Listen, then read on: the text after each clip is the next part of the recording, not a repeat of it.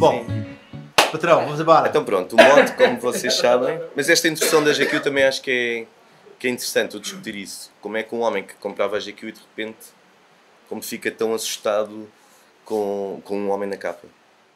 Eu acho engraçado ver o olhar de um homem hetero sobre esta suposta facilidade que os homens homossexuais têm, ou melhor, esta relação mais descomplexada que os homossexuais têm, supostamente, com o sexo, porque são homens entre homens e, portanto, parece que há uma linguagem que é comum e, portanto, torna as coisas mais fáceis e descomplexada. E as coisas são mais descomplexadas. Isso é verdade. Acho que eu vejo é isso com inveja.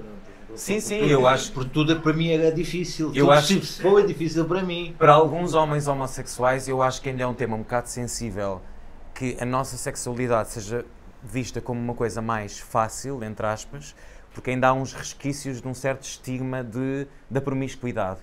Uma promiscuidade que em alguns setores, ou que para alguns homens homossexuais existia de facto, mas para a qual nós éramos empurrados, não é? Porque os homens, a maior parte dos homens homossexuais, até há umas décadas atrás, viviam no down low.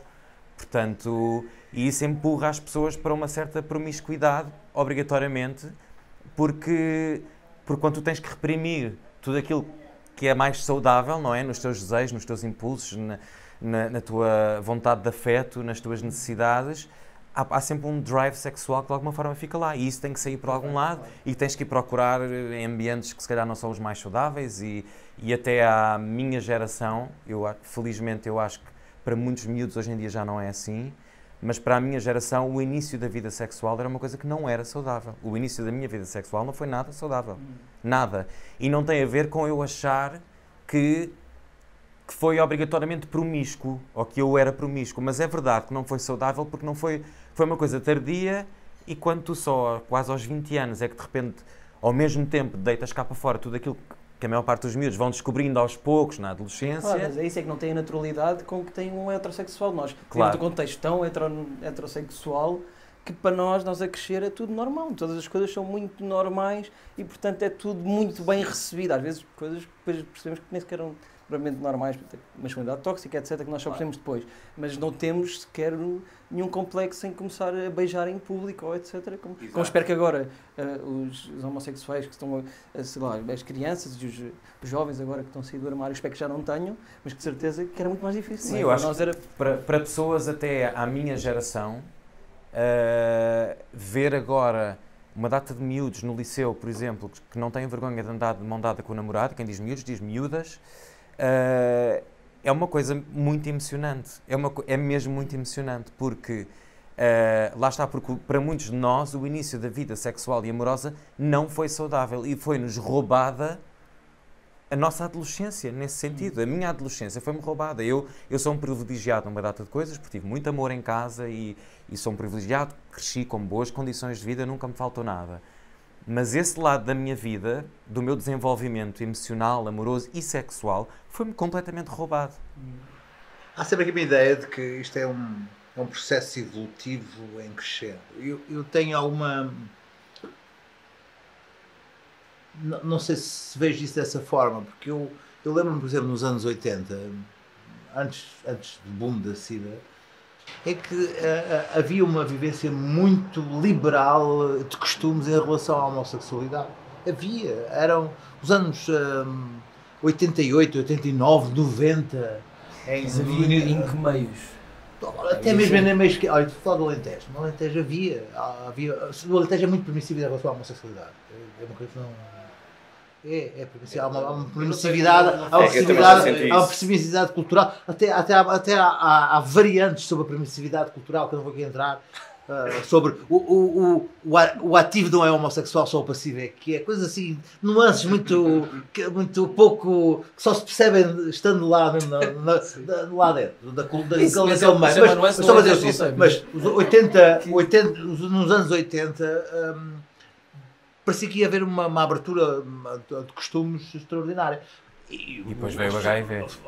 Foi só Sim, houve o António Foi Variações. Sim, na altura do António Variações e toda a música, aquela onda de música não romântica, com os Duran Duran, o Spandau Ballet, tudo aquilo era meio os géneros eram meio fluidos, hoje que se diz a fluidez de géneros, isso via-se nas ruas aqui havia o início o Trumps não era uma discoteca, era uma discoteca livre. Sim, o Trumps e o Frágil em Lisboa eram sítios onde... Era um sítio onde iam pessoas de espírito aberto e à procura de excentricidade e de viver, enquanto não eram sítios... O Trumps não era uma discoteca de homossexuais, era uma discoteca de gente que ia à procura de um sítio para se libertar, não é? E Lisboa parecia que ia ser, mas depois foi de facto a SIDA que a SIDA mudou, foi uma bomba que eclodiu por cima de uma revolução sexual e de costumes que estava a acontecer. Se calhar a revolução sexual para os heterossexuais que aconteceu nos anos 60 veio tardiamente para a comunidade LGBT em geral. E no auge dessa liberdade sexual, de repente aparece este vírus que dizimou uma comunidade e, obviamente, dizimou e que foi muito aproveitado politicamente. Claro, e nomeadamente a parte física, os homossexuais que não tinham, estamos a falar sobretudo de homens homossexuais, não tinham, obviamente, por questões biológicas, a preocupação que os casais heterossexuais têm com a contracepção e, portanto, estavam numa liberdade sexual plena. E de repente cai esta bomba que dizima uma comunidade que choque, obviamente, também com estigmatizou, quer dizer, reverteu completamente essa liberdade. Estigmatizou o sexo, simplesmente. Sexo era equivalia à morte, não é? Uma noite de sexo desprotegida era a morte. Mas para uma relação heterossexual já estigmatizou e que causou sempre muito medo. Mas para uma relação homossexual teve esse lado político em que os conservadores, etc., conseguiram, olha, estão a ver. É um bom exemplo, tal como o da PrEP que nós agora estávamos a falar, que ainda é visto por algumas pessoas agora com algum preconceito moralista, porque parece que então estamos a dar uma pastilha para liberalizar completamente o sexo e sim, sim. E também, ou seja, também é para prevenir uma doença, mas sim também é para que as pessoas possam fazer determinadas coisas sem que estejam a correr o risco de transmitir um vírus que é mortal, ou que pode ser mortal se as pessoas não se medicarem depois como deve ser. Nos anos 80, o preconceito moralista era o mesmo, porque não se falava. O Ronald Reagan não disse a palavra SIDA em público durante 3 ou 4 ou 5 anos, quando estavam milhares e milhares de pessoas a morrer. Porquê? Porque era uma doença de homossexuais e prostitutas, no conceito deles. E isso atrasou um potencial de travão que podia ter feito ao HIV e à SIDA, e que não foi porque havia essa perspectiva moralista de não, o remédio para isto é não façam. Porque como é uma coisa dos homossexuais e das prostitutas, o remédio é não fazer. Claro que 3 ou 4 anos depois estava mais provado que não era um problema dos homossexuais e das prostitutas. Estavam dezenas de milhões de pessoas de todas as orientações sexuais, todas as identidades de género. Que isso causou de ostracizar uma data de pessoas, não é? Que as pessoas começaram a ser altamente ostracizadas e quase como se tivessem... Bom, tinham uma doença infecciosa, mas que não se pega por tocar, etc. E começaram muitas pessoas a ser completamente marginalizadas da sociedade, depois heterossexuais e homossexuais e tudo, não é?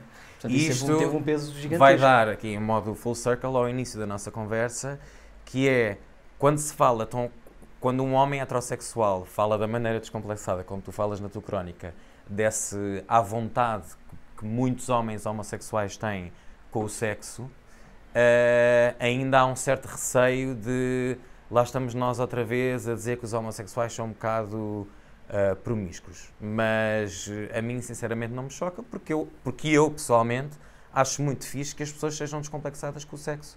O sexo faz-se por amor, mas também pode-se fazer por diversão e porque nos apetece. Se tivéssemos sido todos educados de outra forma e se não houvesse estas diferenças de pudor entre homens e mulheres e se os homens e as mulheres não tivessem sempre sido educados de forma tão diferente, vocês acham que as relações sexuais entre homens e mulheres não seriam também tão descomplexadas como são entre homens? Claro. Exato, é isso. Ter o investimento de uma mulher num relacionamento às vezes pode ser muito mais pesado, pode engravidar, enfim, há um investimento, normalmente há essa ideia que lhe é incutida, que o sexo pode ter um custo muito maior do que... E não é só isso, quer dizer, culturalmente não é parte que é biológica de engravidar, é tudo o que é expectável do que é ser mulher. Há séculos que é expectável que seja recatada e que nem sequer saiba muito bem o que é sexo por prazer, etc. Claro que, felizmente, o mundo já não é assim, mas ainda há muito, não é? Seja o que for, vai-se ver, basta falar com as minhas amigas e quantas delas é que ainda não se masturbam. Não é? Masturbação feminina ainda é uma coisa não tabu nas mulheres, já nem para os homens. Portanto, há uma em Portugal, porque o Satisfyer, que é o masturbador feminino do ano, esgotou em Espanha Satisfyer Pro 2. Sim, esgotou loucamente em Espanha, foi o produto do ano em Espanha, e em Portugal ninguém sabe o que é. Isso é por causa da quarentena? Não escuta, Satisfyer Pro 2 é o masturbador feminino, é uma coisa que esgotou, houve memes extraordinários em Espanha com isto. Em Portugal, as mulheres não sabem o que é o Satisfyer Pro 2. Sabe o que é o Satisfyer Pro 2? Sabe o que é o Satisfyer Pro 2? É da crónica, sugar. Sim. Pronto, lá está, porque eu já escrevi sobre isso.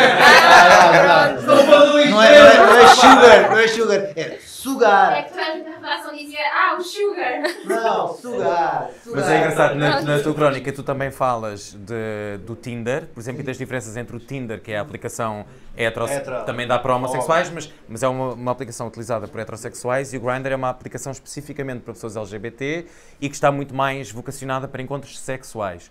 Mas o Tinder, em Portugal, não está especialmente vocacionada para encontros sexuais, mas há países em que sim. Nos Estados Unidos, por exemplo, sim. Sim. Aqui não é. Eu durante. Houve uma altura até que não namorava e tal, e até tive problemas nenhum, era a minha cara, mas que não funciona. Não estou aqui para isso. Eu estou aqui só para ver. Então podemos ir beber um café, mas olha que eu não quero nada. Uou, isto é o Tinder, é suposto isto ser prático, temos aqui... Sim, mas lá está, tem esse problema de costumes em Portugal que ainda está, na sua maioria, bastante atrasado, não há esta... As pessoas são muito facilmente conseguem usar a comunidade LGBT de promiscuidade e até ter uma certa inveja, mas depois não querem isso para si e para o seu grupo de amigos. É bastante... Eu vejo amigos meus no Grindr que aquilo é... Espera aí, olha, agora vou receber... Não vamos sair, não? Hoje não saímos? Então espera aí. Olha, já está. Olá. Pronto, eu vou tratar da minha vida. Tchau. Assim, uau, já! Sim, já. Assim, E tu ficas tipo... Não, que inveja! Eu nunca podia ter feito uma coisa assim na vida. Não sei se fosse para ir... Nem no apartado X. Quando o Grindr apareceu, eu lembro de ver amigos meus gays a ver a aplicação e a mostrar, estás a ver, isto mostra a distância a que os gajos estão e depois tu podes mandar mensagem. E eu, que não me considero provavelmente uma pessoa púdica, a minha reação imediata foi, isto foi há 10 anos, acho eu, a minha reação imediata foi, sério, mas isso é um nojo, isso parece tipo um talho, mas isto a distância a que os homens estão, e depois tu não seguir com meninas e vais eu, isso é um nojo, e passado 6 meses lá estava eu no Grindr, todo contente, até porque fui solteiro durante muitos anos e pronto, e uma pessoa tem impulsos sexuais. Eu acho. E estamos todos ali para o mesmo. Eu acho que o Tinder, eu sou grande adepto do Tinder e dessas aplicações, permite pessoas com altos graus de timidez, que estão fechadas em casa, que não saem, que não terem uma mobilidade sexual, de se conhecerem, de estarem em locais que nunca se iriam conhecer, permitiu uma quantidade de mobilidade das pessoas interagirem sexualmente entre elas que nunca teriam tido. O que é que as pessoas que dizem sobre essas aplicações que tira o romantismo e que tira... Eu não concordo, eu acho que basta para tudo, mas há muitas pessoas que são contra, não sei se na comunidade LGBT há muitas pessoas contra o Grindr, mas além da parte dos costumes, que são pessoas contra o sexo, não sei o quê, mas há pessoas que são mais só pelo lado romântico e acham que tanta aplicação tira o amor às coisas. Imagina que eu agora não saio à noite, agora na pandemia então pior, mas eu não saio à noite. Diz aquela vez que tens um carro no... Não sei, não saio à noite, não saio à noite, não vou a discotecas, não vou a bares, não tenho grandes conhecimentos sociais, não tenho... Como é que eu conheço parelhas funcionais sexualmente? Eu conheço parelhas. Como é que eu ando a pedir a amigos para fazer blind dates para ir a jantares, corre mal? Quer dizer, Quer dizer, a coisa, eu quero depender de mim próprio para isso. Então eu acho que essas aplicações, eu uso da tecnologia para... Há um problema agora também, só para equilibrar aqui um bocadinho e não parecer que só estamos a dizer maravilhas das aplicações, porque há sempre lados negativos para as coisas. E quando uma aplicação é vocacionada para encontros sexuais de forma tão imediata e tão prática, portanto com perfis bastante intuitivos, em que tu pões a fotografia que quiseres e em que depois tens lá campos para preencher, nomeadamente o teu peso ou a tua altura, que não são obrigatórios, mas podes pôr. Até há pouco tempo a etnia também, e eu penso, não estou em erro, que o Grindr agora retirou esse feature, porque como são coisas tão rápidas e tão imediatas, isso às vezes pode destruir a autoestima das pessoas. Pois Quando tu estás numa fase de altura em que estás mais, numa fase de tua vida em que estás mais desocupado, ou que estás também com a tua autoestima mais em baixo, e ficas ali, aquilo está construído para ser viciante, porque aquilo é um negócio. Está muito bem construído para ser viciante. E tu passas horas a fazer refresh, e o teu grau de exigência ou a tua fidelidade àquilo que é o tipo de pessoas com quem gostas de te envolver e tal, vai mudando e vai descendo. E depois também há um efeito perverso que é das pessoas, toda a gente tem o direito a ter os seus kinks e o tipo de pessoas que o atrai mais. Só que às vezes há muita maldade envolvida neste processo. Há pessoas que são rejeitadas, tu dizes olá e a pessoa diz-te eu não gosto, desculpa, mas eu não gosto de gordos, ou eu não gosto de negros, ou eu não gosto de asiáticos. Quando podes dizer só, olha, não estou nem aí, ou tipo, ou em última análise não responderes. E há uma maldade muito grande envolvida às vezes de fat shaming, de comentários racistas, que destrói a autoestima das pessoas. Portanto, também tem esse lado perverso. E essa parte do negócio é sempre problemática. Aí, por causa das relações, porque estás sempre a construir o algoritmo, não é? E, portanto, estás muito a especificar completamente o teu gosto, que achas que é o teu gosto, e a máquina está constantemente a recolher os teus dados e a funcionar por ti, e vai-te sempre apresentar coisas que são super em linha, e depois, se calhar, acabas mesmo por especificar uma coisa. Já nem vou para essa parte, depois das críticas, etc. Mas que acho que também tem esse lado de te limitar muito aquilo que poderia ser, pode ser a vida. Não é? Às vezes conheces pessoas que achas à primeira que não têm nada a ver contigo e depois falas 5 minutos e afinal estás cheio de tesão já. Eu conheci o meu namorado, ou melhor, eu já tinha visto o meu namorado ao vivo e já tinha achado muita graça, mas por coincidência das coincidências, ele, sem me reconhecer dessa noite, enviou-me uma mensagem no Grindr e foi assim que nós nos conhecemos. Portanto, estou completamente apaixonado e namoro há imenso tempo. Portanto, começou no Grindr. Mas, isto não tem nada a ver, mas só um pormenor, esses filhos da mãe do Grindr, que é um negócio que foi vendido há pouco tempo por 600 milhões de dólares, pediram ajuda ao fundo de emergência nos Estados Unidos, agora na pandemia, para receberem €1 milhão. É tipo, what the fuck? É tipo, acho que nunca mais fica sem vontade de reinstalar o Grindr mesmo que fique solteiro, outra vez. É tipo, tu mais. Também acho que sim. É provável, mas a vida é feita de incoerência. Somos todos hipócritas às tantas, portanto. Então, eu tenho às vezes uma dificuldade em... Há uma que eu reconheço em mim, não sei se... Eu tenho mais de 50 anos já, tenho 52 anos, sou fruto do ambiente, de uma época também, e tento, enfim, refazer-me tanto quanto consigo constantemente. Mas em relação à homofobia, eu sei que em mim há homofobia, certamente, de certeza. Eu tenho que... Mas porquê? Porque faz parte... Identificas processos do teu dia-a-dia em que de alguma forma a pões em prática? Haverá sempre qualquer coisa que vem da minha educação, que vem dos anos 70, 80, do Alentejo, eu estive do Alentejo até aos 15 anos, nas conversas que se calhar temos entre rapazes heterossexuais e que há sempre aquelas conversas. Grupos distintos falam de uma maneira em privado, depois falam de outra maneira em público. 3 tipos heterossexuais falam de uma maneira, 3 tipos gays falam entre si de uma maneira, mas depois em público tem uma nova maneira de se colocar em público, tem uma discursividade diferente. Podemos dizer que é os locker, não é? As conversas de balneário. Portanto, eu reconheço em mim que tendencialmente tenho que me reeducar constantemente. Sim, eu acho que temos todos que nos reeducar a toda a hora com uma data de coisas e mesmo dentro da comunidade LGBT há pessoas que são preconceituosas em relação umas às outras e são coisas que todos nós temos de combater. Há até traços também de, mesmo eu como homem homossexual, eu às vezes reconheço em mim, sem querer, se calhar pequenos traços de misoginia, por exemplo, coisas que vêm ainda sem querer um bocadinho da minha educação, ou tal, e são pequenas coisas que nós temos, nós todos os temos dias, de ir combatendo. Todos os dias temos que ir Sim, mas eu acho que lutando. aquela coisa, eu detesto as pessoas que dizem eu sou colorblind, ou eu não vejo racismo, ou eu sou completamente, eu não sou nada homofóbico, eu não consigo, eu sei que... Toda a gente tem as suas pequenas exceções. Não Eu conheço pessoas que dizem eu não sou racista nem xenófobo, eu só não aguento é ciganos. Ou eu não sei o quê. Isso ainda acontece imenso. Em Portugal há muito isso. Há muito Não isso. sou racista, E isso também, e hoje estamos aqui mais para falar no que diz respeito à homofobia e à heteronormatividade, isso também se aplica muitas vezes em relação à comunidade LGBT. E eu acho que um dos grandes problemas hoje em dia que eu ainda identifico, nomeadamente em pessoas que estão à minha volta, no meu círculo, é a questão da aceitação de uma certa parte da comunidade LGBT, mas pela normalização e pela assimilação, não pela verdadeira integração. Ou seja,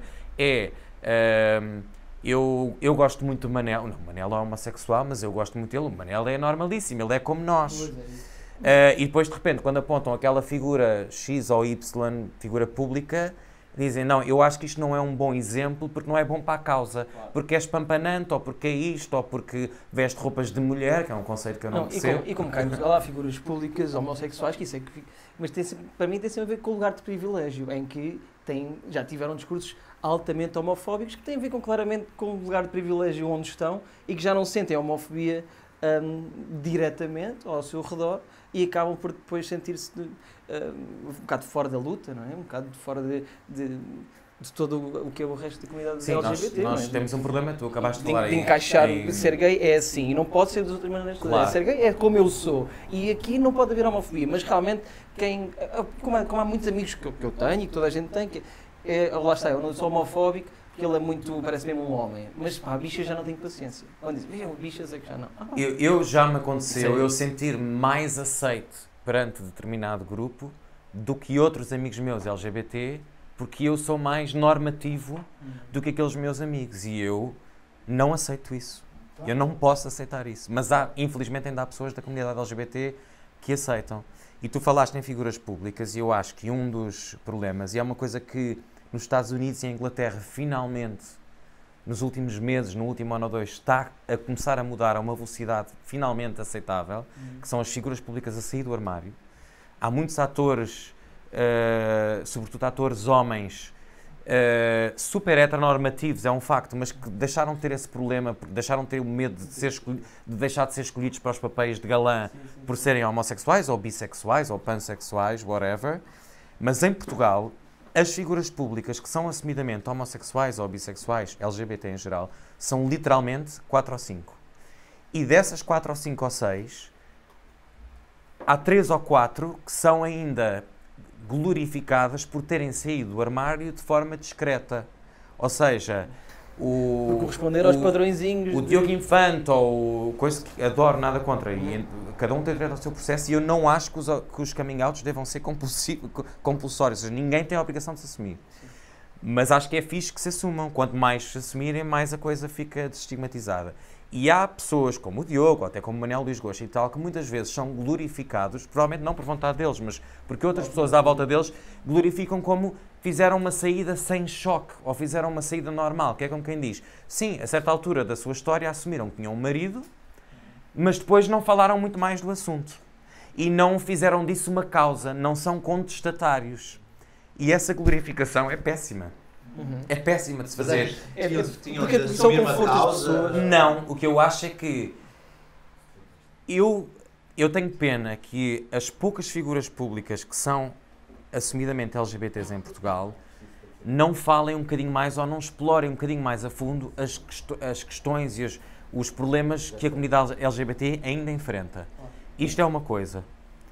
E depois tenho pena que os poucos homossexuais e lésbicas que são assumidos em Portugal sejam glorificados por essa descrição que supostamente eles aplicam na sua vida. Mas essa descrição É é isso. glorificada pela grande parte da opinião pública, porque protege precisamente a opinião pública de se confrontar precisamente com os seus medos, com as suas fobias, com os seus preconceitos. Portanto, preferem sempre que uma figura pública saia do armário discretamente e não a fazer grande barulho e não continue a fazer muito barulho, porque assim as pessoas não vivem a confrontar-se mais, até se calhar com uma figura pública que admiram muito e depois, afinal está-se-me a falar disto, então, realmente, e depois a pensar a ter que confrontar constantemente. Portanto, é muito mais confortável para as pessoas, e isto aplica-se às outras coisas todas como o racismo, etc., que as coisas sejam mais discretas.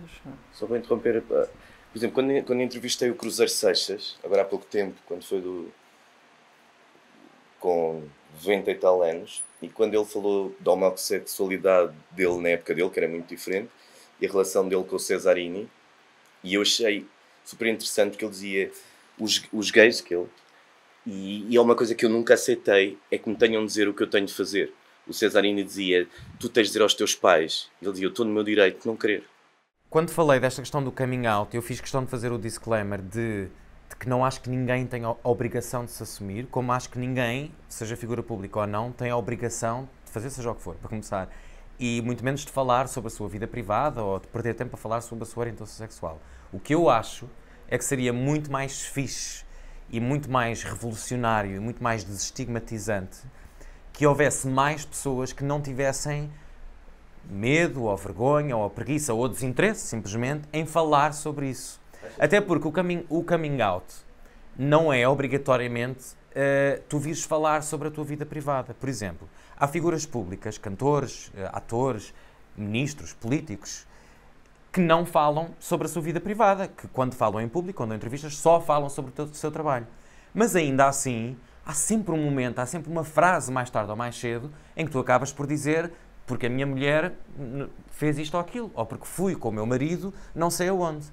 E, portanto, mas nas figuras públicas LGBT que não são assumidas, mesmo esses pequenos acasos nunca chegam a acontecer.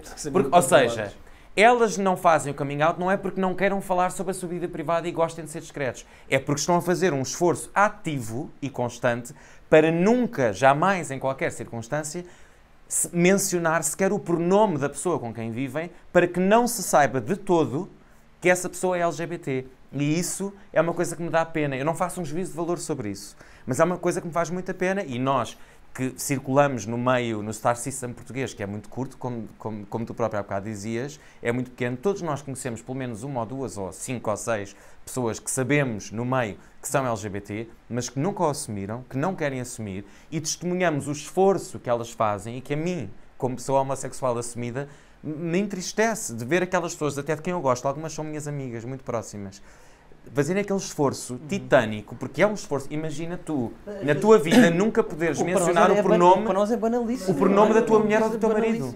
Às vezes nem sequer é um preço profissional, às vezes são questões pessoais, familiares, de não querer Sim, a mãe. Sim, ou estou à espera que meu pai morra porque era um desgosto há que me ia muito, dar. há muito isso aqui. E por isso é que eu digo É uma que eu pescadinha não de faço rabo um na juízo de boca, valor. muitas vezes é um pescadinho de rabo na boca. Era bom para a sociedade que mais pessoas se assumissem, mas a sociedade às vezes parece não estar preparada. Estás a falar nos coming outs nos Estados Unidos, que também são um fruto de um momento muito particular em que vivemos. Nós vivemos numa sociedade neste momento, falámos isto há pouco, gerida por homens brancos zangados. Mas achas, costuma-se dizer muito cá em Portugal que ou nunca houve um futebolista gay, ou houve... Acharias importante, por exemplo, do mundo do futebol vir alguém poder dizer, porque, ou então temos de acreditar que nunca... Eu, obviamente, tecnicamente, quer dizer, é impossível nós acreditarmos que na história do futebol português nunca tenha havido um jogador de futebol português. Até cientificamente, quer dizer, é impossível, é completamente impossível. E eu conheço pessoas, eu que não sou nada do futebol, mas eu conheço pessoas ligadas ao futebol que dizem claro que sim, claro que há jogadores de futebol gays e bissexuais, e até há um ou outro que até há meia dúzia de pessoas que sabem, mas não se fala sobre isso. E acho que sim, acho que o mundo do desporto é um dos meios em que ainda menos se fala das questões de LGBT e acho que sim, seria útil no Nem sentido... haverá tão cedo, porque uma vez houve um boato com um jogador, foi reputacionalmente horrível, porque o futebol é tribal e isso foi utilizado como forma de agressão tribal. Claro. Foi a história do calado. Sim, mas por outro lado, e também já houve com o Ibrahimovic e o Piqué, depois torna-se isso com um humor super básico, sempre as piadas, dois homens se beijaram e não sei o quê. O futebol é tribal e a agressão tribal é horrível. Mas tu tens toda a razão, mas por outro lado era uma bomba incrível. Sim, se houvesse quem pudesse... dos homens zangados e brancos. Aquilo que eu observo na sociedade norte-americana a nível de desenvolvimento da glorificação do homem machista misógino neste momento é perfeitamente incrível de como é que de repente o autoelogio da misoginia e do machismo, da masculinidade tóxica, pessoas que se apresentam como defensor da masculinidade tóxica, e os grupos, os Proud Boys, os Incel, tudo isso, mas como Incel é um fenómeno que eu conheci hoje, não sabia que isso existia. Não sabias do Incel? É muito interessante. O Incel é um fenómeno... Explicaram-me hoje à hora do almoço o que era. Não sabia. Incel são celibatários involuntários, não é? E que tanto no Canadá, onde esse fenómeno também existe com alguma força, e nos Estados Unidos, já provocaram morte a pessoas, alguns deles. A pessoas não, a mulheres. Portanto, há o ódio aí às mulheres. Ódio a mulheres muito acentuado. A mulheres porque elas os desprezam. Portanto, eles consideram que a culpa está nas mulheres. E que as mulheres não podem nunca ter o poder de decidir com quem é que fazem sexo ou não, não é? Isso não é assim. São ciclos de ódio que se auto-alimentam e que se... de auto-vitimização, não é? E depois que se unem uns aos outros, muito pessoas muitas vezes isoladas, não é? Estão no seu computador em todos os sítios do mundo, os fóruns e não sei o quê, e que desenvolvem um ódio às mulheres inacreditável. Mas isso já é uma comunidade grande, mas pronto. Mas a mim preocupa-me sempre mais, estás a dizer, dos homens brancos zangados. Sim, mas são homens brancos zangados. Também são. Agora, mas quando tu tens tantos das lideranças do mundo agora, tão ostensivamente.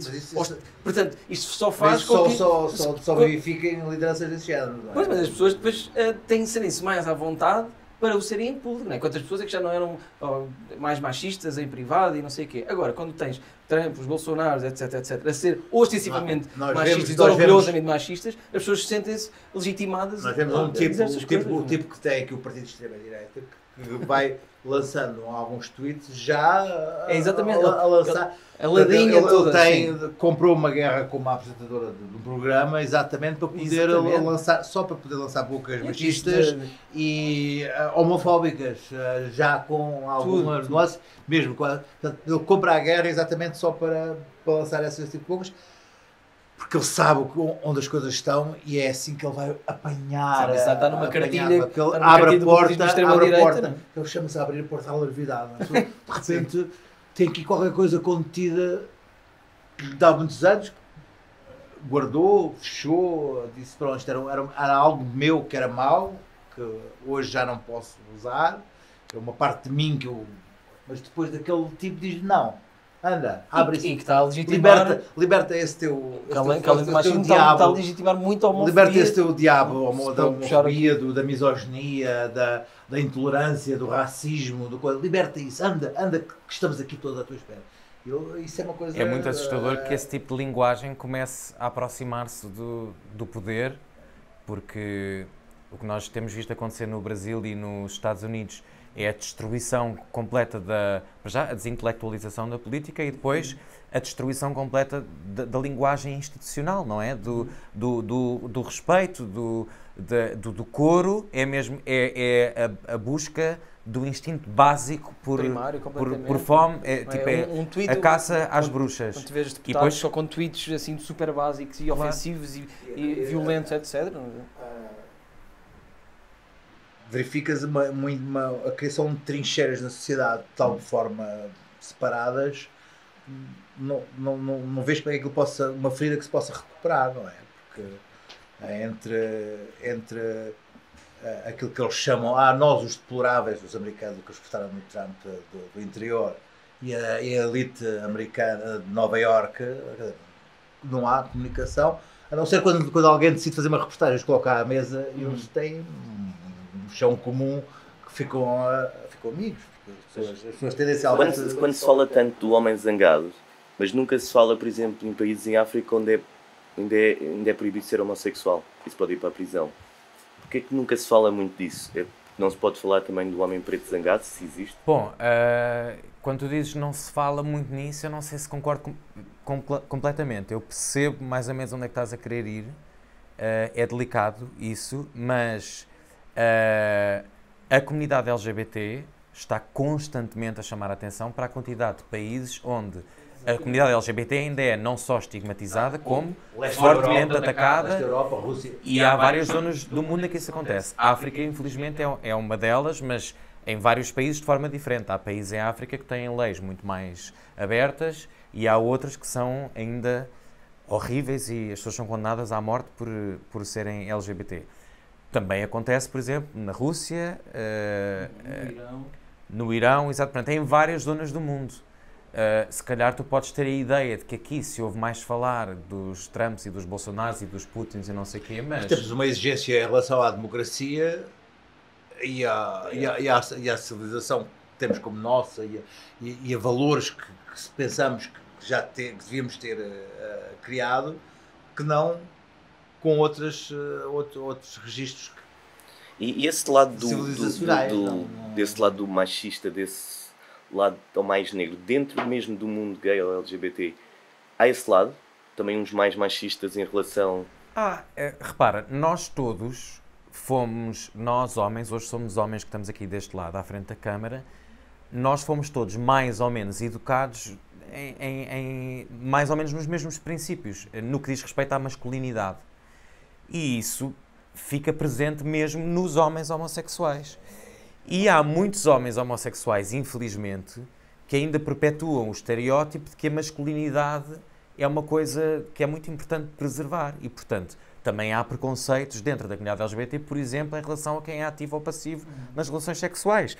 Como se que o ser passivo, por exemplo, implica uma feminilidade e a feminilidade implica uma fragilidade e, portanto, isso é uma coisa às vezes gozável, é uma coisa com a qual se brinca às vezes e de forma pejorativa. Portanto, isso existe. Não é a prática comum da comunidade LGBT, mas é uma coisa muito problemática. E, aliás, a comunidade LGBT tem um historial que tem a ver com um instinto de sobrevivência, eu acho, desde o início da luta moderna pelos direitos LGBT, no final dos anos 60, com o Stonewall. Foi um movimento que foi começado por mulheres trans, muitas delas negras e latinas, e que a quem lhes foi roubado imediatamente esse lugar, porque, de repente, a comunidade LGBT percebe, ok, temos aqui uma oportunidade finalmente de ir para a rua, de lutar de forma organizada, mas se nós queremos ser assimilados, se queremos que a comunidade heterossexual, cisgénero, nos aceite, nós não podemos ter como cabeças de cartaz as Sílvias Riveras e as Marsha P. Johnsons, que são nomes que todos os jovens deviam estudar, até que, nem que se fosse na escola, num dia, devia haver uma aula de cidadania em que a luta moderna pelos direitos LGBT devia ser ensinada. E estes nomes foram todos postos de lado, foram literalmente expulsas dos palcos. Há vídeos disto, há um discurso famoso da Sylvia Rivera em Nova Iorque, no palco, a tentar falar e a ser veiada por dezenas e dezenas e dezenas de pessoas LGBT cisgénero, portanto normativas, que não as queriam à frente daquele movimento que elas começaram. Porquê? Por um preconceito que tem a ver com a feminilidade, com a rejeição da transexualidade, das pessoas trans. E muito racial, provavelmente. E muito racial também, porque elas eram quase todas negras e latinas. E nessa altura ainda... Bom, se há o racismo que há agora, ainda hoje em dia, nessa altura... E esse preconceito, essa coisa normativa, era aquilo que falávamos há bocado, arrasta-se até hoje. Nas tertúlias de cor-de-rosa na televisão portuguesa, tu vês o comentário de que não, o Diogo Infante e os X e o Y são os aceitáveis porque são os normais. E depois tens o X e o Y, ou porque se vestem com roupas mais extravagantes, ou porque se calhar exploram um lado feminino, ou porque são mesmo não binários, porque são non-conforming com a sua fluidez de género, são um mau exemplo. Isto ainda é dito por comentadores e às vezes por apresentadores na nossa televisão, em horário nobre. Isto está sempre presente. Está presente. E o que acho que é cada vez mais interessante e o que se devia fazer cada vez mais é precisamente, antes disso, ir mais atrás. O que é masculinidade e o que é feminilidade? Porque é que há tanto preconceito em relação a coisas que são as pessoas para trás de nós têm vindo a decidir o que é ser homem e o que é que... Já não ando, o ser homem já não tem que andar aí a caçar tigres dentro de sabre. Já ninguém tem de definir ser homem por ser forte e correr e mulher por usar saia. Portanto, isto aplica-se a esta definição que eu acho que é importante começarmos a discutir cada vez mais o que é que significa realmente ser homem gay, ser homem hetero, ser mulher gay. O que é que significa? O que é que define? E quem é que decidiu definir essas barreirinhas todas, não é? Portanto, acho que é isso, essa discussão que a sociedade precisa de começar a ter cada vez mais, porque acho que está na camada inferior ao preconceito. As pessoas estão tão habituadas, o homem faz isto, desta maneira, veste desta maneira, tem isto. Quando não se começar a perceber que isso é tudo vazio, fica mais difícil depois desconstruir o resto dos preconceitos que estão montados em cima disso. Em determinadas alturas da história foram impostos a comunidades até muito diferentes da nossa, por exemplo, europeia. Nos Estados Unidos havia índios, os non-spirited e tudo, que tinham conceitos de fluidez de género e de não conformidade que foram esmagados. Antes do colonialismo europeu havia muitas, mas o Luís tem muito conhecimento da África maior que eu, mas do que eu tenho lido, muitos países, ou pelo menos muitas tribos, onde não havia tantas definições do que era homem e mulher, o que era pessoalmente heterossexualidade e homossexualidade, onde havia uma coisa muito mais vaga. Podemos ir atrás a Roma Antiga, não é? Onde o pessoal mais ou menos se comia uns aos outros por questões de poder. Não havia distinção clara entre heterossexualidade e homossexualidade, mas sim de relações de poder e de classe. Portanto, são coisas que acho que nós devemos sempre ponderar e pôr em questão. E um assunto que em Portugal cada vez se fala mais e é muito importante, a violência doméstica. Achas que na comunidade não há tanto ou o problema é igual? Já ouvi várias vezes pessoas de meios muito conservadores, aqueles que estão sempre a lutar contra o marxismo cultural, que tentam fazer crer que um dos problemas da homossexualidade é que é um meio muito violento. Isso eu já ouvi. Mas, porque os homossexuais são violentos e porque é homem com homem e, portanto, obrigatoriamente é mais violento. Isso eu posso dizer, pela minha experiência própria e pelas pessoas todas que eu conheço e por aquilo que eu vejo e por aquilo que eu estudo, que é obviamente mentira que seja um meio mais violento. Agora, com certeza que deve haver violência doméstica entre pessoas do mesmo sexo, como há entre pessoas de sexo diferente. Há associações que fazem trabalho importante nessa área, como a Quebrar o Silêncio, por exemplo. E não há violência doméstica, há violência sexual, mas às vezes mais crianças e adolescentes e homens que são violados por outros homens, etc. E depois há todo o estigma. Depois, há violência de homens sobre homens e há violência de mulheres sobre homens. E depois, por todo o estigma da masculinidade tóxica, depois é muito menos falado. Portanto, os dados que se têm muitas vezes...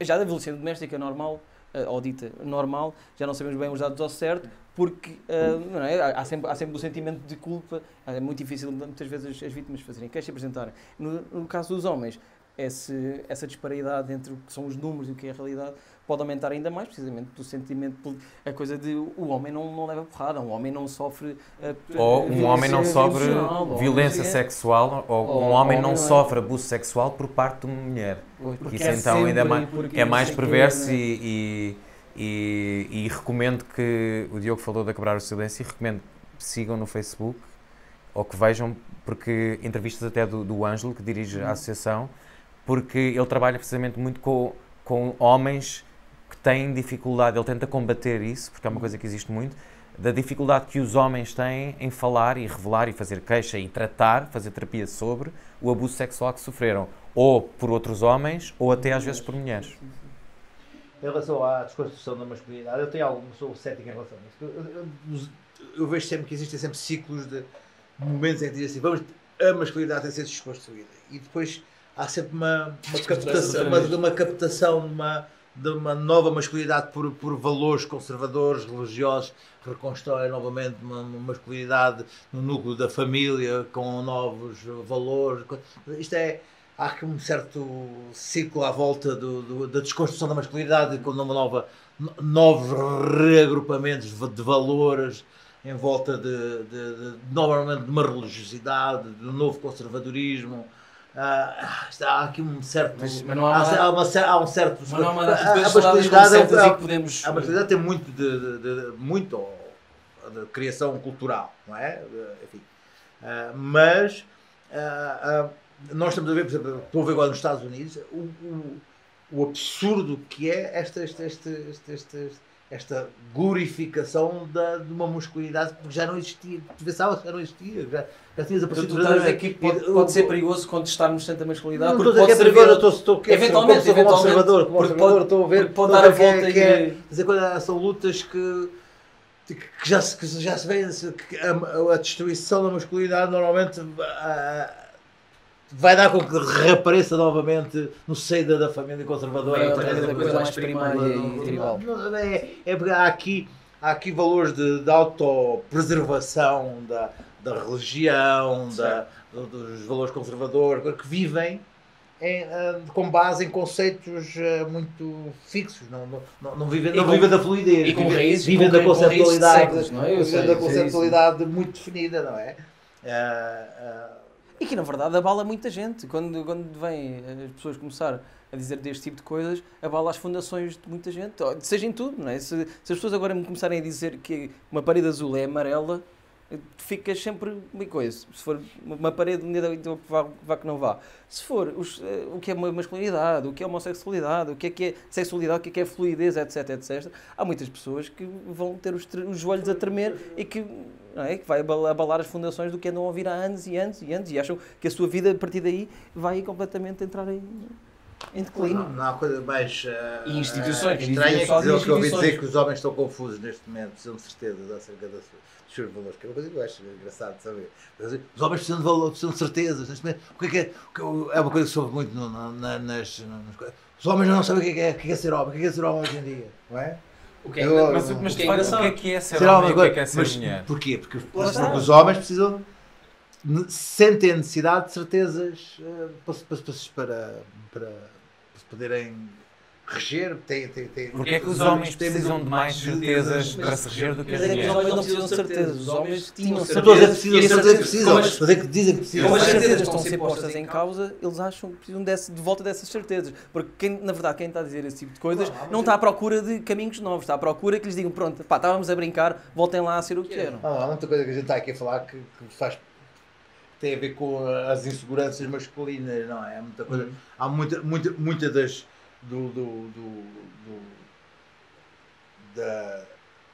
daquilo que é o mais flamboyante da masculinidade, que é gerado pela própria insegurança masculina, não é? Na adolescência, eu não sei, mas todos passamos por confusão, pelo pânico homossexual, será que sou homossexual, não sou, tudo isso depois isso reversa às vezes em numa contestação contra os homossexuais, porque tenho medo de ser. Sim. Há aqui tanta coisa cuja gênese é a própria insegurança masculina, não é? Esta insegurança é provocada pelo tipo de educação que a maior parte dos homens tem, no sentido de que um homem tem obrigatoriamente que ser mais forte ou tem obrigatoriamente que ser o dominante numa relação, seja profissional ou de amizade ou amorosa ou sexual, que o homem tem de ser o elemento dominante quando há um homem e uma mulher. E isso gera com certeza imensas inseguranças, não é?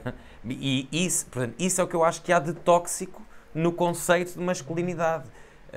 Eu conheço muitos homens heterossexuais que ficam com muito medo que se esteja a querer destruir a masculinidade ou aniquilar a masculinidade. Para mim, o que eu acharia útil nesta fase é nós irmos todos observando e percebendo, identificando e reconhecendo o que é que há de tóxico nessa masculinidade que nos foi incutida. É isso, é um equilíbrio, é como tudo na vida, é o bom senso. É olhar, as pessoas verem o que é que acham que são as suas certezas do que é ser homem e ser mulher e perceber, isto faz sentido quando a fizer anos? Pensar assim faz sentido? Ou foi assim que me foi incutido e se calhar não faz sentido nenhum? E é só isso, não temos que as pessoas deixarem, de repente, deixar de ser o que acham que é ser homem ou ser mulher, é começar a pensar, se mandar de atitudes e formas de agir, formas de pensar, continuam a fazer sentido, porque muitas vezes não só prejudicam quem os rodeia, mas a si próprios. É que a masculinidade tóxica é tão importante que nós falemos agora, não é? Quantos os homens, por exemplo, estatisticamente, sofrem muito mais depressões, por exemplo, só têm muito mais problemas de saúde, porque Pode não estar super relacionado, mas de alguma maneira está relacionado com o facto de acharmos todos que... Eu sofro disso, de achar que está sempre tudo bem com a minha saúde. As mulheres vão muito mais ao médico e acabam por haver muito mais doenças, etc, do que os homens. Isto é uma coisa geral. Há uma data de fatores assim. A saúde mental é muito mais subvalorizada pelos homens e depois acaba por afetar muito mais. Depois há uma data de pressões para os homens serem, lá está, super viris e depois não são, e depois dá disfunções eréteis, etc, por questões mentais. Portanto, há uma data de coisas que os próprios homens, nós próprios, temos de começar a pensar se fazem sentido, e não é só porque agora somos todos feministas e vamos ser bem bons para as mulheres.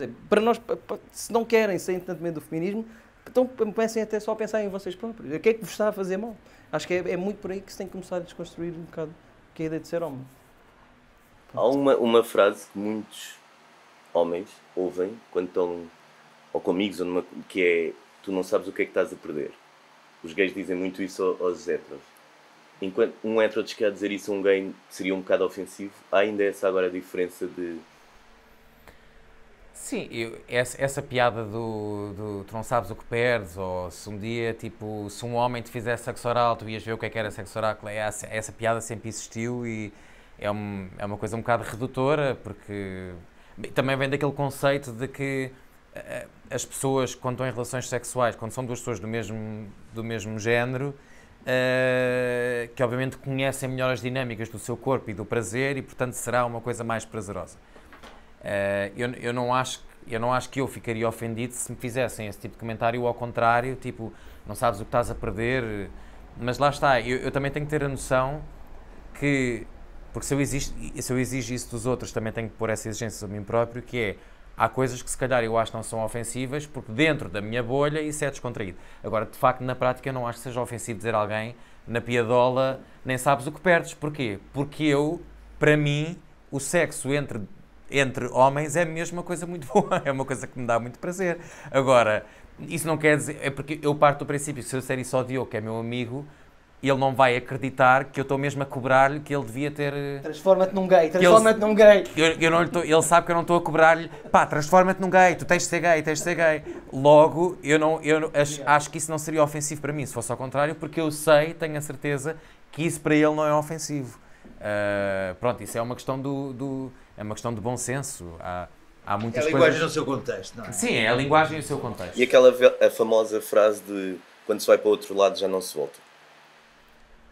Bom, eu acho que essa frase, desculpa Diogo, mas eu acho que essa frase vem de uma coisa que é muito óbvia, que é, normalmente quando tu vais para um lado e ficas lá, é porque se calhar esse lado é a tua verdade e tu ainda não tinhas descoberto ou explorado essa tua verdade. Agora, isso às vezes também é usado aí sim de uma forma preconceituosa, porque há um preconceito ainda muito grande na comunidade heterossexual e na comunidade homossexual com a bissexualidade e com a pansexualidade. E sim, ainda hoje falei disso por acaso com amigos meus, porque há mesmo um preconceito muito grande. Há um preconceito que é, supostamente, e quem diz bissexualidade, depois isto acaba por se aplicar a todo o tipo de... Não é? Ou és de um ou és do outro e só podes ser de um ou do outro. Parece que é tipo, a pessoa está ali num limbo, que não é verdade, ou que está a querer esconder qualquer coisa. Sim, ou se é bissexual. Ou, por exemplo, no caso dos homens, estão a querer tipo, dar o passo de assumir qualquer coisa, mas sem querer abdicar totalmente dessa sua masculinidade, que é a coisa de gostar de fazer amor ou de fazer sexo com mulheres. Tudo isso parte de um princípio que para mim é errado, que é a sexualidade é uma coisa estanque, não é? Enquanto também as pessoas não começarem a perceber que, lá está, como nós sabemos, há tantos caminhos e as pessoas... E por fases da vida. Por fases da vida, pá, tu podes ter uma relação com um homem e passado uns tempos ser com uma mulher. E passado uns tempos podes ser poliamor e viver com várias pessoas ao mesmo tempo. Portanto, acho que é essa também da construção. Eu estou sempre a tentar desconstruir tudo. Mas não tem que ser, isto não é uma regra para todos. Não pode ser uma regra para todos. Isto é uma regra para todos. Estou só a dizer... Não tem de tudo. As pessoas podem ser o que quiserem, certinhas. Seja monogâmica a vida toda. Certo.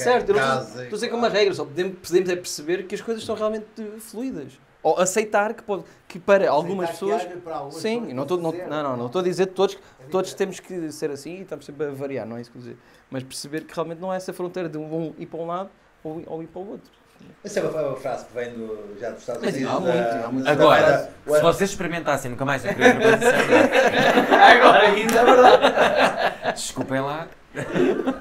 Desculpem lá, ser frontal agora. Tu há bocado falaste na televisão e depois das que ainda se diziam. O que é que tu achavas que falta na televisão para ajudar a causa e começar... Eu acho que falta imensa coisa na televisão a imensos níveis e nós não nos podemos esquecer que quando falamos de discriminações, a luta pode e deve ser cada vez mais interseccional, porque nenhuma forma de discriminação está completamente resolvida até as outras estarem. Até porque elas não são mutuamente exclusivas, não é? As discriminações também existem em somatórios de opressões e discriminações. Há pessoas que são pobres e negras e LGBT. Há pessoas que são há pessoas que são discriminadas por serem idosas, portanto são vítimas de idadismo, e são vítimas de discriminação também por serem LGBTs. E também por serem pobres, porque o serem pobres limita-lhes o acesso a uma data de coisas de forma muito injusta. E, portanto, na televisão, eu acho que há muita coisa, na televisão, nos médias em geral, há muita coisa por fazer em relação a tudo isso. Falta muita representação de diversas etnias que, por exemplo, em Portugal, fazem parte da sociedade e que ainda não estão representadas de forma que represente essa realidade. E no que diz respeito às pessoas LGBT, também acho que o caminho está por fazer, apesar de reconhecer que já não tem nada a ver. Quando eu era adolescente, não havia personagens LGBT em novelas e em séries, não existiam. Havia, de vez em quando, um homem que era usado como laughingstock da série, não porque se falasse da sexualidade dele, mas porque era representado como uma bicha, e uma bicha é efeminada, e ser efeminada é errado.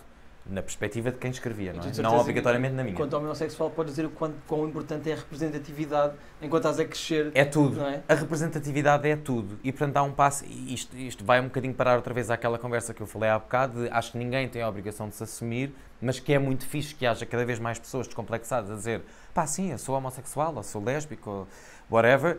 É muito importante. E nós... Os personagens que já vão aparecendo, por exemplo, na ficção, nas novelas, já é um passo gigante se compararmos com há 10, 15 anos atrás, porque em média nas novelas agora eu diria que em cada 2 novelas, se calhar há um personagem LGBT, já não é mau, ainda assim se formos ver em termos estatísticos, não é representativo daquilo que é a realidade, e a ficção deve representar de alguma forma a realidade até em termos comerciais, porque se as pessoas LGBT existem, os canais e as marcas querem também atrair esse público. Portanto, essas pessoas têm que se sentir identificadas de alguma maneira. E eu acho que nós ainda não atingimos, nem de perto nem de longe, uma representação da realidade na ficção. Quem diz na ficção, diz nas notícias, nas pessoas que comentam as notícias, nas pessoas, os comentadores noticiosos em Portugal, as pessoas que estão em horário nobre nos telejornais a comentar, na minha opinião, não representam a sociedade portuguesa em quase nada. Esta profissão que existe, que é completamente obsoleta, que são os especialistas em tudo, os Miguel Sousa Tavares e as Manuelas Moraguetes e não sei o quê, é uma profissão que já não devia existir sequer, porque ele não representa ninguém. Para já porque ninguém é especialista em tudo. Ninguém é especialista em tudo. Ninguém é especialista em obras públicas, em questões LGBT, em questões raciais, em questões de economia, em questões de finanças, em questões sociais, em questões de raça. Ninguém, isso não existe. Mas o Miguel Sousa Tavares, pelos vistos, ainda é oficialmente. E isso depois também se reflete quando se está a falar de questões de raça ou questões LGBT, também se reflete naquilo que passa para a opinião pública. Porque as pessoas têm as suas vidas, as pessoas heterossexuais cisgénero têm as suas vidas, estão ocupadas, têm filhos, têm dinheiro para ganhar, têm renda para pagar. Portanto, não têm dinheiro, não têm tempo normalmente para ir estudar o que é uma pessoa intersexo, o que é uma pessoa gender non-conforming, ou não sei o quê, ou até questões básicas que têm a ver com a homossexualidade e tal. E, portanto, é muito prejudicial que as pessoas que comentam notícias relacionadas com isso sejam os Miguel Sousa Tavares e os Manuelas Moraguetes. Que não só não representam, como alimentam uma data de... Alimentam, que se fodam todos, porque são alimentam uma data de a Manuela Moraguetes, há 6 meses ou há 1 ano, teve um rant anti-LGBT no Jornal da Noite, da SIC, com a Clara de Sousa à frente, em que disse que as pessoas intersexo eram uma tolice. Pessoas intersexo, para quem não sabe, são pessoas que nascem com características biológicas, físicas, hormonais, que não correspondem aos parâmetros clássicos científicos do que é um homem ou uma mulher. Mas é importante que é mesmo biológico. Em alguns casos, reconhece-se logo à nascença, porque tem a ver com a genital e tal. São pessoas que, como devemos imaginar todos, ao longo da sua vida, são confrontados com decisões difíceis, com discriminações complicadas e tal.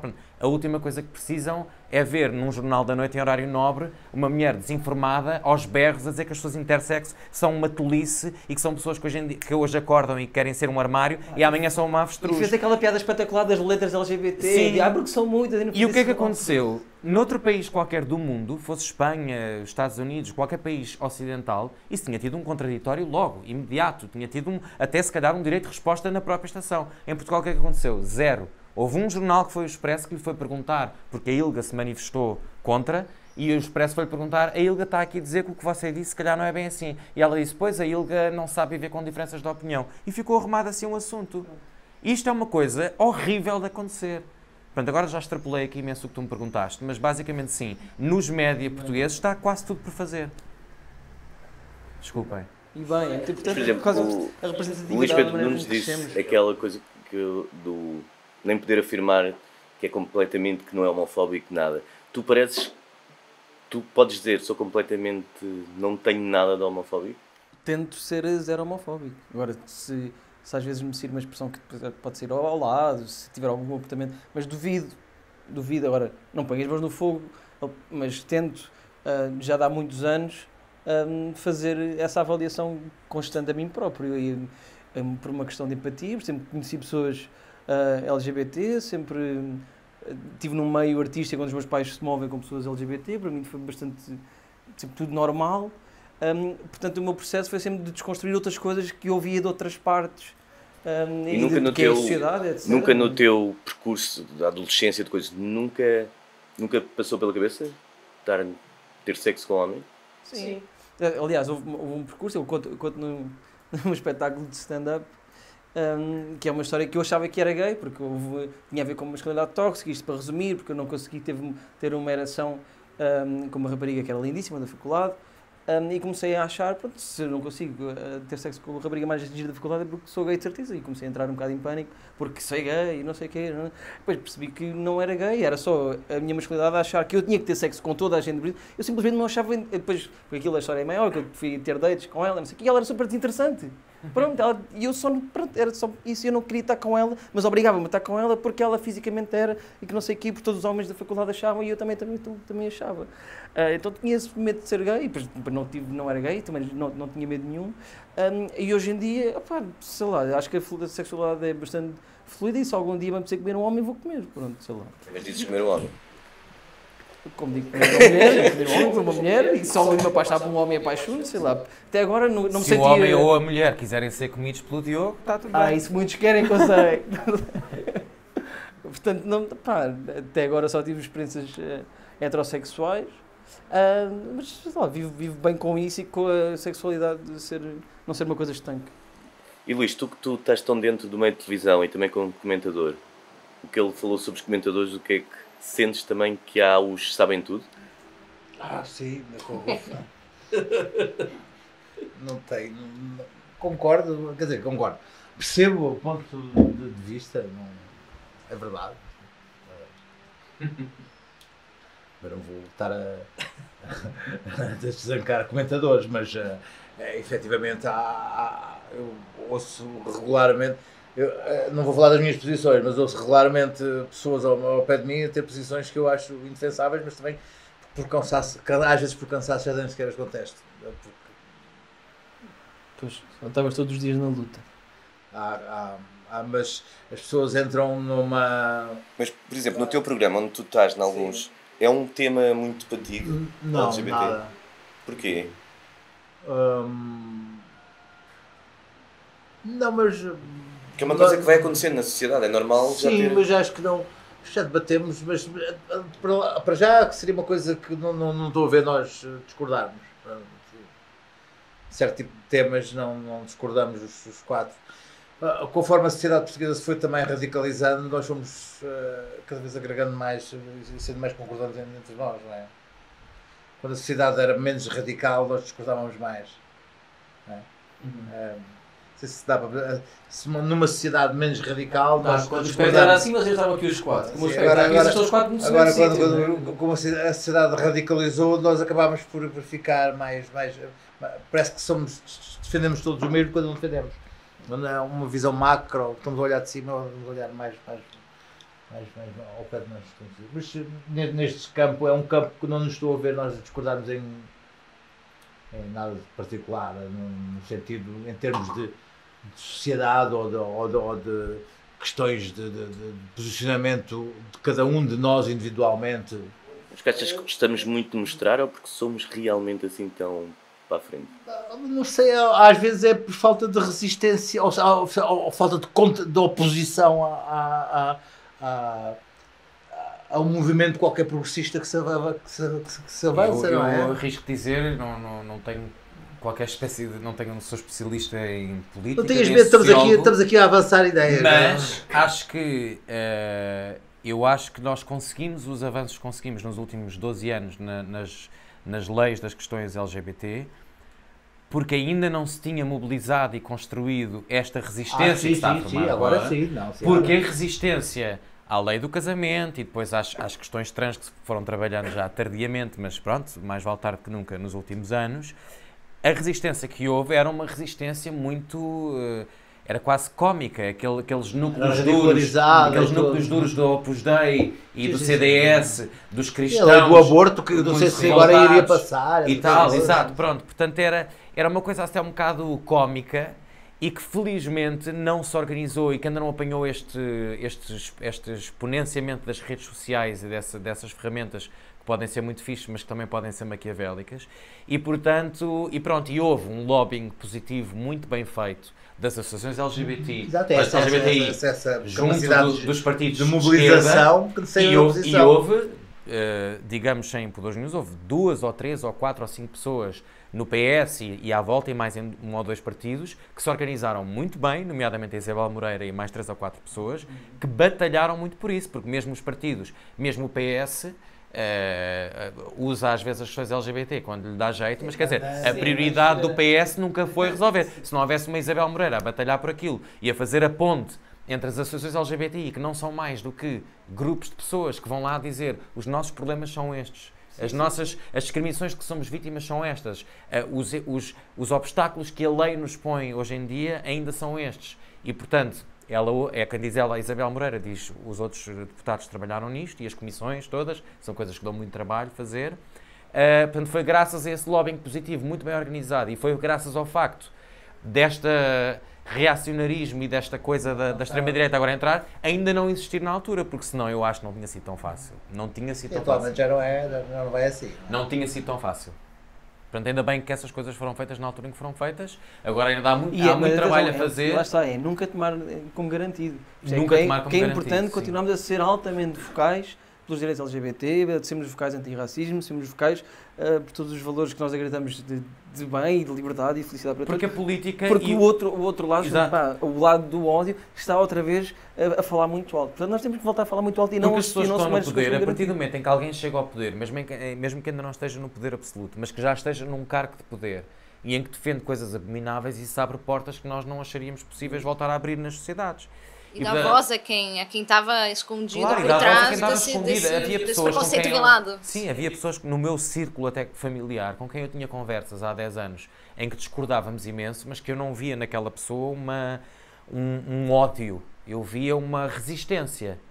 E que de repente nos últimos 3 ou 4 anos passei a ver um ódio que estava escondido e que são pessoas que agora são assumidamente a favor de terapias de conversão e pessoas com quem eu tentei um diálogo, mas eu tive que me afastar, porque obviamente eu não posso sentar-me à mesa, à beijó. É muito giro esta ideia que há hoje em dia de que é, não, nós temos que saber discordar. Sim, é um facto.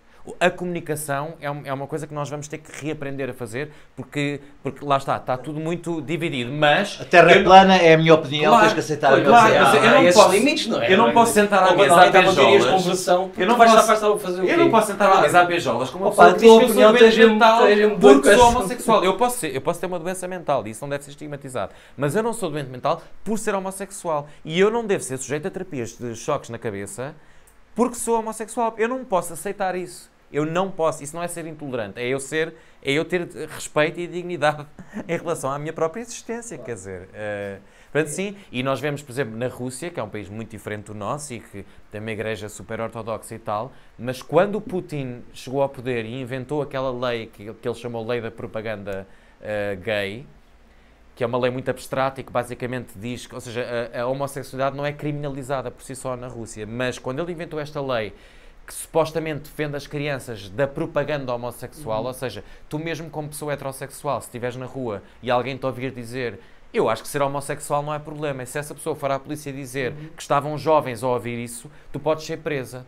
E a partir do momento em que esta lei foi inventada, começaram a aparecer milícias, literalmente milícias anti-gay na Rússia, que se organizam e que através de apps e tal, atraem homens, sobretudo homens homossexuais, que os fazem desemboscadas, que filmam a serem interrogados a admitir que são homossexuais, que lhes batem, que os humilham e depois mandam essas cassetes para as entidades patronais, para as famílias e tal, que depois os rejeitam e os despedem e os deserdam por eles serem homossexuais. E foi um político que abriu a porta para essas milícias existirem, que não existiam antes, na Rússia, que era um país muito conservador, mas não tinha esse tipo de atividade e agora tem. Porque esse político abriu a porta através da invenção de uma lei. Legitimar o ódio e a violência. Através do poder. E lá está, como estavas a dizer, não é preciso estar no poder para começar a legitimar isso. Por isso é que já se tem visto muito mais... bom, lá está, estava latente, mas está nas redes sociais, que nós falaram através de Twitter e não sei o quê, vê-se outra vez muita homofobia. Já nem falo do racismo, mas está-se a ver outra vez muita homofobia. Pá, e muita gente, a mim, isso é sempre. Eu sou um escardalha paneleiro, não sei o quê, mas está-se sempre a usar o gay como insulto. Está a voltar muito mas nas o gay redes como sociais insulto. vês a estupidez cada vez mais. Bom, não sim, é mas só acho neste que assunto. está legitimado. Pá, sei lá, quando nós achávamos que gay nunca mais poderia ser um insulto, eu acho que está outra vez a ser muito... Mas isso também é para marcar a importância do porquê de bater o pé no orgulho, não é? Para não tornar isso um insulto e sim, ok, sim, é isso que eu sou, isso não é um insulto e ter orgulho disso. É importante o haver o mês gay do LGBT? Eu acho que vai sempre ser importante haver um mês, ou uma semana, ou um dia, ou o que seja, de uma celebração, que é importante que as pessoas percebam isso, é que o Pride, o orgulho gay, é várias coisas. Uma delas é uma celebração, o que faz com que aquela coisa do porque é que não há um straight parade ou porque é que não há um straight pride é absurda, não devia ser preciso explicar porquê, mas é relativamente fácil de explicar. O Pride são várias coisas. É primeiro uma celebração, que é uma coisa que existe em muitas comunidades. As comunidades religiosas festejam o dia em que nasceu o Santo X ou o dia em que morreu Jesus Cristo, tal. Há países que celebram o dia da independência, o dia não sei quê, da instauração da República, blá blá blá. A comunidade LGBT celebra, no fim de junho, início de julho, o início da luta moderna. Sempre houve lutas LGBT, mas a luta moderna LGBT começou nos tais motins de Stonewall. Portanto, é um evento específico de pessoas que se revoltaram, que se fartaram de ser humilhadas e de ser presas por serem quem eram, e que pegaram em pedras e começaram a mandar pedras à polícia. E isso gerou um movimento, e a partir do ano seguinte começou a ser celebrado isso. Portanto, é uma celebração. E a nossa comunidade, tal como todas as outras, tem direito a ter um mês, ou uma semana, ou um dia, em que celebra uma conquista sua. Pronto, isso é uma coisa. E depois, acho bem também que isso continua a ser utilizado, não só para celebrar, que é uma coisa, é um direito que nos assiste, mas para além disso, o direito de usar esse momento de celebração para publicitar lutas que continuam a ser tão importantes ou mais, para promover ideias, para promover encontro de pessoas, para chamar a atenção. A luta neste momento é esta, ainda não conseguimos este direito e aquele, ou ainda há países que as pessoas continuam a ser discriminadas por serem quem são, ou no nosso país já se conseguiu isto, mas ainda falta aquilo, seja em termos de leis, seja em termos de atitudes, seja em termos de educação. Portanto, o Pride é tudo isso. E, portanto, sim, respondendo à tua pergunta, faz todo o sentido continuar a ver o Pride e continuar-se a falar cada vez mais das ramificações dos vários problemas que existem e continuar a dar nomes às coisas. Porque há pessoas que se queixam da sigla LGBTI+, cada vez é mais difícil de dizer. Mas venham as letras todas que forem precisas. Venham LGBTI, ZY, ZW. Dá trabalho dizer, mas se queres ter uma opinião sobre o assunto, tens que estudar. Se não queres ter, pronto, mas não te metas no caminho. Dá trabalho dizer a sigla, mas todos os nossos problemas fossem esses, não é? As coisas têm que ter nomes para nós podermos racionalizá-los. As pessoas revoltam-se mais contra o número de letras da sigla do que contra a homofobia propriamente dita. Pronto, e se te revoltas mais contra... Eu fiz muitas pessoas, se obviamente. revoltas mais por teres que ir investigar o que é que quer dizer intersexo, sim, é mais fácil tu investigares, é mais difícil, dá mais trabalho tu ires investigar o que é uma pessoa intersexo, do que simplesmente dizer assim, a Manuela Marguetes tinha razão. É mais fácil ir na conversa de uma pessoa que está ali a ter um rant. Mas se nós queremos ter opinião sobre as coisas, temos sempre que estudar o mínimo. Ninguém tem a obrigação de saber o que é que quer dizer cada uma das letras da sigla LGBTI+.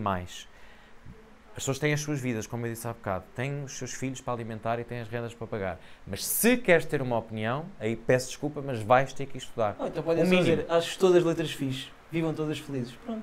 E assim também Exato, todas as letras são bonitas, são todas todas são diferentes. querem ser diferentes, pá, está tudo bem, pronto. E é só isso. E assim não tem... E umas apexanam mais, outras apexanam E tá tudo menos. bem. Há letras que são mais elegantes, há letras que são mais estáticas, tá há tudo letras bem com que são todas, mais pronto. lineares, outras que são mais redondas, como tudo na vida. E todas são lindas e todas têm direito a existir à É sua isso. maneira. Pronto.